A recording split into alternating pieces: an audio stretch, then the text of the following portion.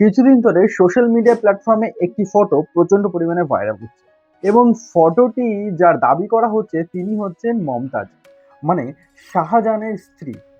এবং ফটোটি শেয়ার করে তার ক্যাপশনে লেখা হচ্ছে যে সত্যি ভালোবাসার রূপ দেখে হয় না, কারণ ফটোটি যার তাকে দেখতে অতটা সুন্দরী নয় এবং তা সত্ত্বেও তার স্বামী শাহজাহান তাকে ভালোবেসে তার স্মৃতিতে তাজমহলের মতন একটা সৌধ তৈরি করেছে।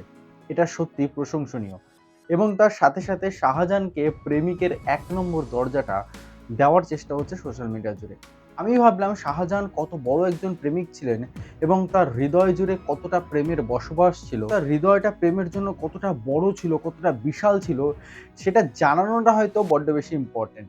আর একজন ইতিহাসের ছাত্র হওয়ার জন্য আমার দায়িত্বের মধ্যেও পড়ে যায় সঠিক তথ্যটি তুলে ধরার জন্য। তো চলো দেখা যাক এবং জানা যাক প্রেমিক হিসাবে শাহজাহান কত মহান ছিল এবং তার হৃদয় কত বড় ছিল এবং তার হৃদয়ে কত পরিমাণ প্রেমের সঞ্চয় ছিল। আজকের ভিডিওটি হয়তো অনেকের ভালো লাগবে, আবার অনেকের খারাপ লাগবে। যাদের ভালো লাগবে তারা অবশ্যই শেয়ার করে দিও, যাদের খারাপ লাগবে এবং গায়ে লাগবে তাদের জন্য আমার বুক ভরা সহানুভূতি রইল। তো চলো শুরু করা যাক। আমি সুদীপ, আর তোমরা দেখছো কালাচাঁদ। ছোটবেলা থেকে আমরা এটা পড়ে এসেছি, বা বলা যেতে পারে আমাদেরকে পড়ানো হয়েছে এটা, যে মমতাজের স্মৃতির উদ্দেশ্যে তাজমহল তৈরি হয়েছে।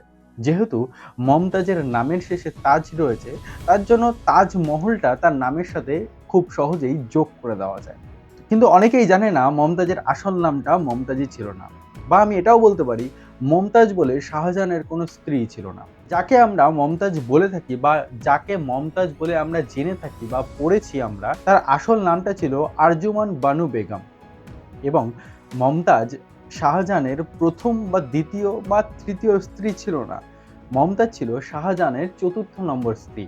এবং মমতাজের পরে শাহজাহান যে তার শোকে একেবারে বিয়ে করেনি বা তার শোকে একেবারে বিলীন হয়ে গেছে, তাকে ভালোবেসে সে এতটা কষ্ট পেয়েছিল যে সে তারপরেও দুটো বিয়ে করেছিল সেই কষ্টটা ভোলার জন্য।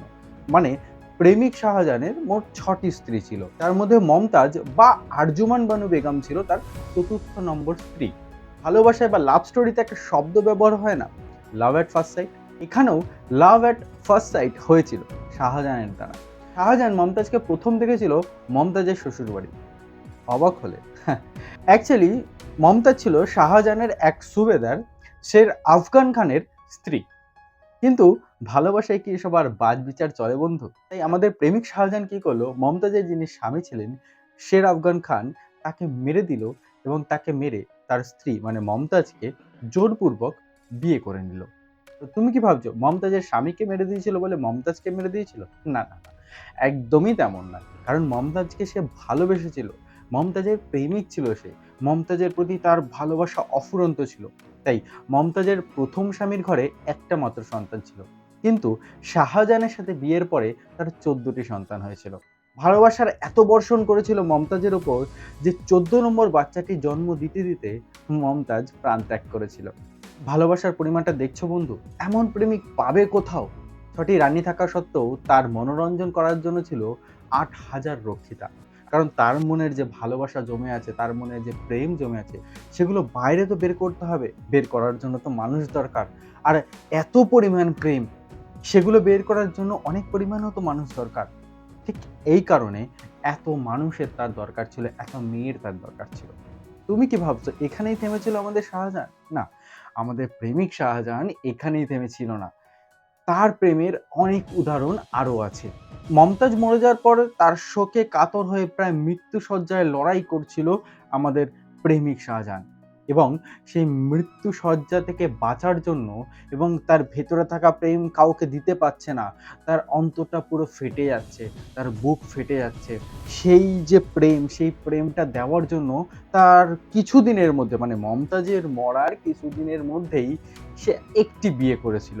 সে বিয়ে করেছিল ফারজানা নামে একটি মেয়েকে, এবং এই ফারজানা সম্পর্কে মমতাজের নিজের বোন ছিল। বোনের শরীর থেকে আরেক বোনের শরীরের গন্ধ যে পাবে, প্রেমিক তো তাকে বলে যে তার প্রেমিকার গন্ধ সব জায়গায় খুঁজে বেড়ায়। ঠিক তেমনই করেছিল শাহজাহান। আর এখানেই থেমে নেই শাহজাহান। তার ভালোবাসার পরিমাণ, তার মনে, তার হৃদয়ে প্রেমের পরিমাণ আরও বাড়তে থাকে এবং তার প্রেম বর্ষণের আকাঙ্ক্ষা আরও চরম হতে থাকে। এরপরে তার চোখ যায় তার নিজের মেয়ের উপর। তার বড় মেয়ে জাহানারাকে দেখতে অবিকল মমতাজের মতন ছিল।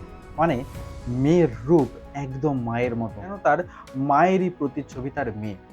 যেহেতু মমতাজের প্রতি তার প্রেম, তার ভালোবাসা, তার মনে জমে থাকা অফুরন্ত আবেগ এত বিশাল ছিল যে যেহেতু তার বড় মেয়েটা তার মায়ের মতন দেখতে, তার বড় মেয়ের সাথেও সম্বন্ধ করতে দুবার ভাবেনি। এত বিশাল ছিল তোমাদের শাহজাহান। এবং সে যে কাজটি করেছে, সেই কাজটি যে সঠিক করেছে সেটা প্রতিষ্ঠিতও করেছিল। সেই সময় একটি সভা ডাকা হয়েছিল এবং সেই সভায় উপস্থিত ছিলেন ওই সমাজের মৌলবী ও উলেমারা। তার এই কাজকে সঠিক প্রমাণ করতে সে যে যুক্তিটি দিয়েছিল, সেই যুক্তিটি ছিল একদম চমৎকার। আর তার এই চমৎকার যুক্তিটি শুনলে তোমরাও স্বীকার করতে বাধ্য যে সে কত বড় মনের মানুষ ছিল।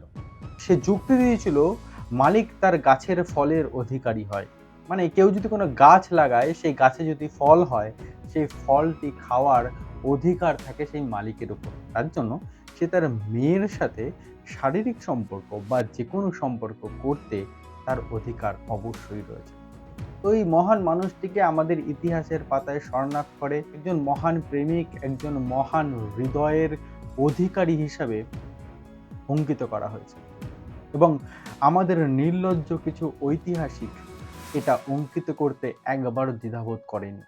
আমাদের ভারতবর্ষ স্বাধীনতার পর থেকে ইতিহাস রচনার দায়িত্ব যে মার্কসিস্ট হিস্টোরিয়ানদের হাতে ছিল, তারা তিলে তিলে ধ্বংস করেছে আমাদের আসল ইতিহাস, লুকিয়েছে আমাদের থেকে আমাদের আসল ইতিহাস, আমার গৌরবময় ইতিহাস। আমাদের অরিজিনাল যারা হিরো ছিল তাদেরকে আমাদের পড়ানো হয়নি এবং যারা শয়তান ছিল, যারা দুশ্চরিত্র ছিল, যারা জঘন্য থেকে জঘন্য অপরাধ করত, তাদেরকে হিরো করে আমাদের সামনে প্রেজেন্ট করা হয়েছে এবং আমাদের ব্রেনে এমন করে ইনজেক্ট করা হয়েছে যে আমরা সেটা আজও মেনে চলতে এবং সেটা স্বীকার করতে এবং সেটাই বিশ্বাস করতে এক প্রকার বাধ্য হয়ে পড়েছে। কারণ এতটা রিসার্চ আমরা কখনো করি না, আমরা যেটা বইয়ের পাতায় পড়ি সেটাকেই সত্যি বলে মনে করে নিই এবং এভাবেই ভুল ইতিহাস পড়িয়ে ভুল মানুষটাকে ভালো সাজিয়ে এবং ভালো মানুষগুলোকে ভুল সাজিয়ে আমাদের কাছে প্রস্তুত করা হয়েছে।